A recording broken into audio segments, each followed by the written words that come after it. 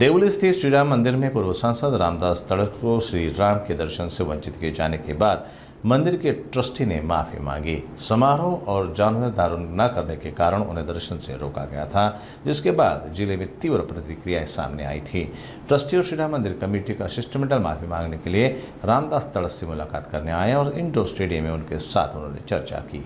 काल देवळीमध्ये च्या राम मंदिरामध्ये आमचे नेते माननीय माजी खासदार रामदासजी तळस साहेब हे त्या ठिकाणी दर्शनाला गेले असताना त्या ठिकाणच्या एका पुजारी ट्रस्टी यांनी त्यांना त्या ठिकाणी श्रीरामाचं दर्शन घेऊ दिलं नाही, त्यांचा अपमान त्या ठिकाणी केला।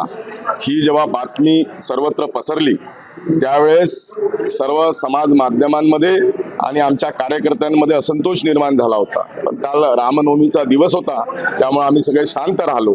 परंतु आज मी स्वतः या ठिकाणी आज देवळीमध्ये आलो आणि या ठिकाणी त्या ट्रस्टींना या ठिकाणी आम्ही निरोप दिला की जर आपण तळस साहेबांची माफी मागणार नसाल तर या मंदिराच्या विरोधात आम्ही तीव्र आंदोलन करू।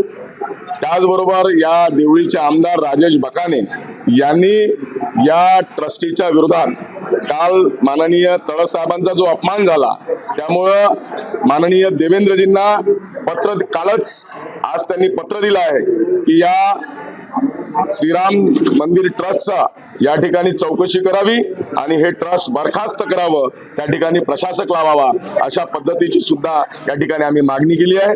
परंतु आज ते सर्व मंडळ या ठिकाणी तळस साहेबांची माफी मागायला आलं। तळस साहेबांनी उदार अंतकरणाने त्यांना या ठिकाणी माफ केलं आहे। त्यांनी त्यांच्या कार्यपद्धतीत सुधारणा जर केली नाही तर भविष्यात आम्ही या ठिकाणी शांत बसणार।